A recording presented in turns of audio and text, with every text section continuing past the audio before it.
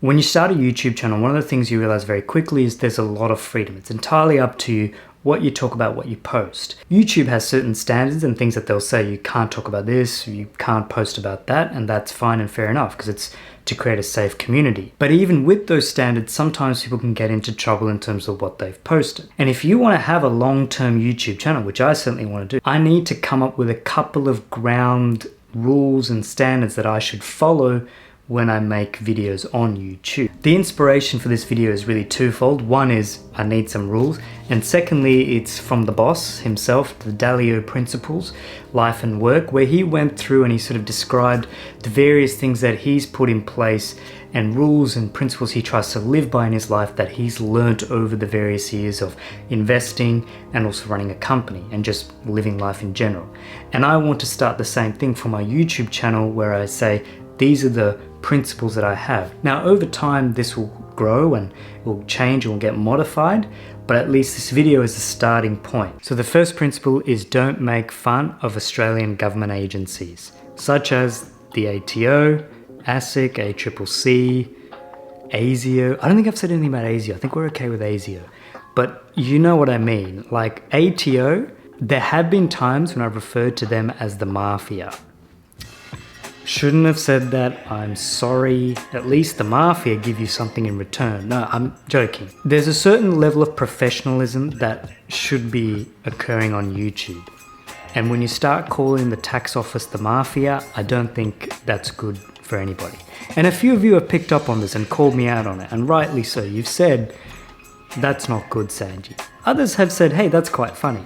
But long term, I think I shouldn't do it, and I won't. In a similar vein, I also need to cut back on stop making fun of Australian government officials, such as the Reserve Bank Governor, who I may have referred to as Easy Money Lowy in the past.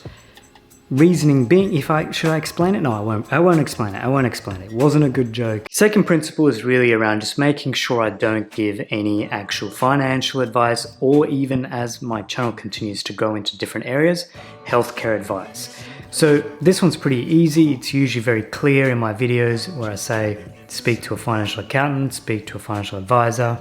When it comes to things like taxes and investing, I talk about the actual financial product, the features, why I like it, why I use it. And that's usually it. The next principle is to make sure I don't talk about any products or services that I don't really care about or endorse things that I don't really use.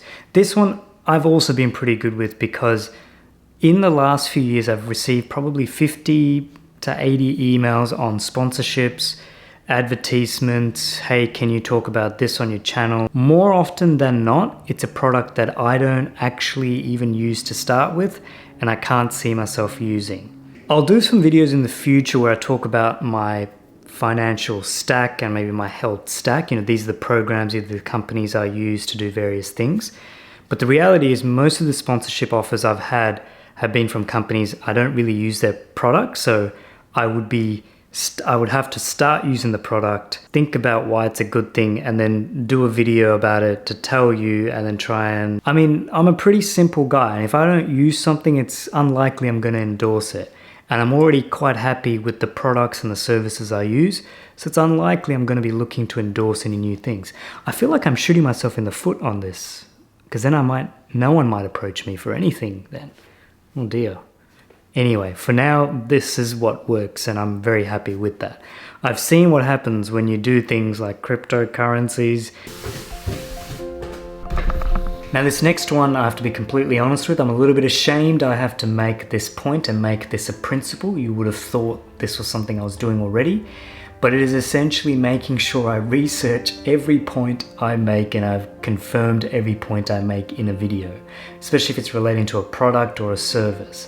So the classic example of this was when I talked about the ComSec Pocket app and I said it was non-chess sponsored, or I put it in a category of not being chess sponsored, and someone called out quite rightly, I think it's chess sponsored, dude. I had to be like, oh yeah, it is. I think I just assumed it and didn't do my research. So that's a very embarrassing thing to have, because I know when you watch my videos, I give off this feeling of this guy that you can probably trust and he's done his research. But when I don't do it and stuff comes out like that, It's very obvious and it's very detrimental to the channel. And in a similar vein, if I do make a mistake, call it out very quickly, pin a comment or something along those lines to just say, hey, this was wrong. Fair enough. The last principle is really around, is this video or is this topic or is this thing I'm about to say still going to be relevant, say 10 years from now? Because I think YouTube will be around 10 years from now. I want to be around 10 years from now. I know the videos may not be viewed 10 years from now, but I still want to be comfortable that I'm making statements that made sense at the time and will still make sense a few years from now. I think cryptocurrencies was a very interesting topic where 2020, 2021, 22 was a very hot topic, got a little bit cold and is currently very cold in some areas. But I was keen to make a video, but I was also reluctant where I realized I haven't really researched that much into it. And I can see we're in a very volatile period. So to make a video, sure, it'll be relevant news-wise, but may not be that relevant a few years from now. And any opinions or thoughts I had, probably not based on good fundamentals and good research, going back to the previous point. I guess another way of putting it is what I'm saying, have I put enough parameters around it to sort of quantify what I've said reasonably well at the time, and in the future the state has changed that it makes sense that I said what I said back then, but maybe it's no longer relevant now. It's a careful balance you have to find, as our Reserve Bank governor has had to discover in his own journey in life. All right, leave it there.